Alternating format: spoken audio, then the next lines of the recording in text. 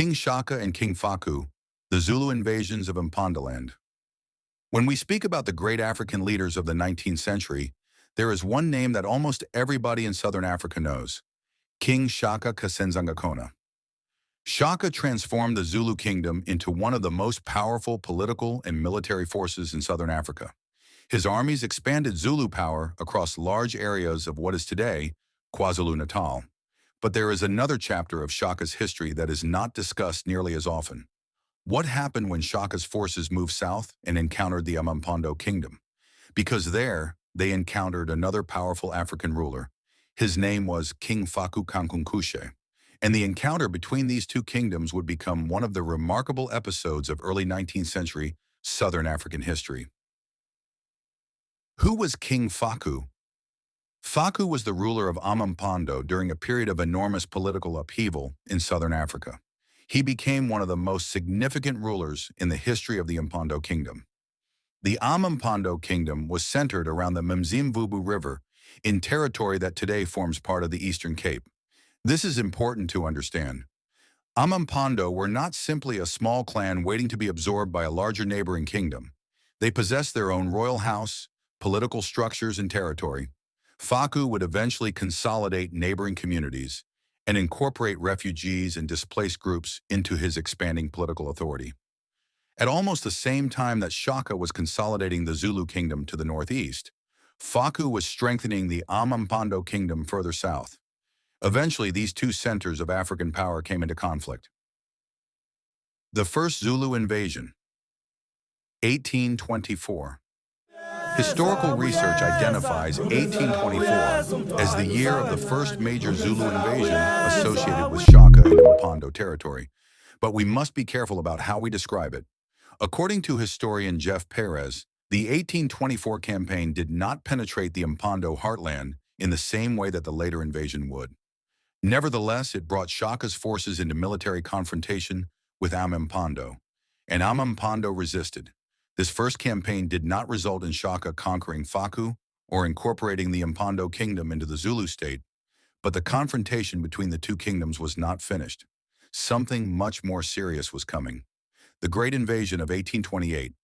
4 years later, in 1828, Shaka's forces returned. This time the situation was much more dangerous. Historical scholarship describes the 1828 invasion as a deliberate attack on Faku. Zulu forces moved deeply into Mpondo territory around the Mzimvubu. The invasion placed enormous pressure upon Faku and his people, and this is where we must resist the temptation to turn history into mythology. This was not simply a glorious battle in which one side effortlessly destroyed the other. The amaMpondo suffered. Communities were disrupted. People fled from the advancing forces. The survival of Faku's kingdom was genuinely threatened. Faku responded not only as a warrior king, but as a political strategist.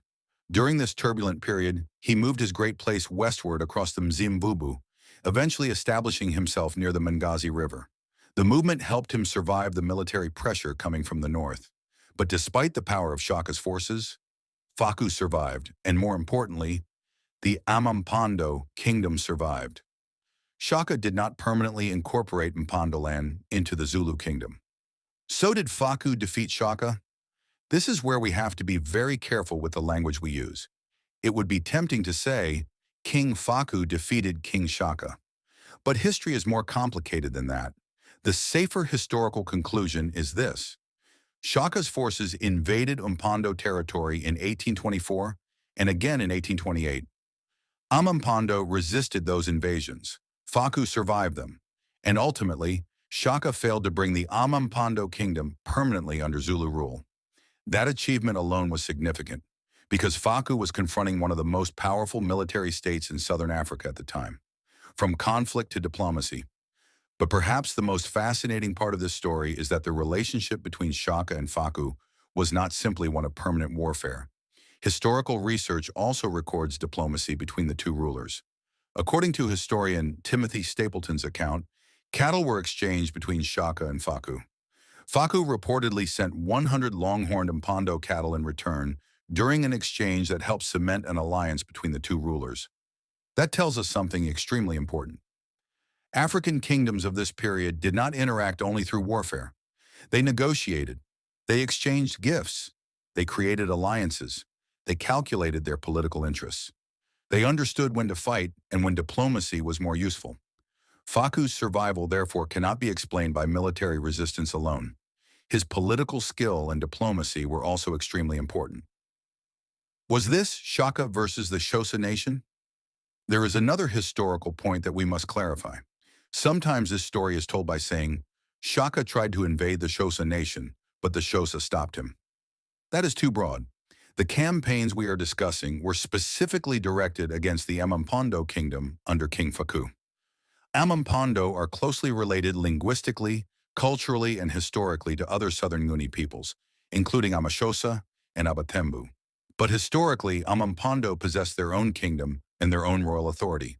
Therefore, for historical accuracy, we should say, Shaka's forces invaded Mpondoland and confronted the amaMpondo kingdom of King Faku. That does not remove the close historical relationship between amaMpondo, amaXhosa, amaThembu, and other southern Nguni peoples. It simply respects the political identities that existed at the time. Two African state builders. And this is perhaps where this history becomes even more interesting.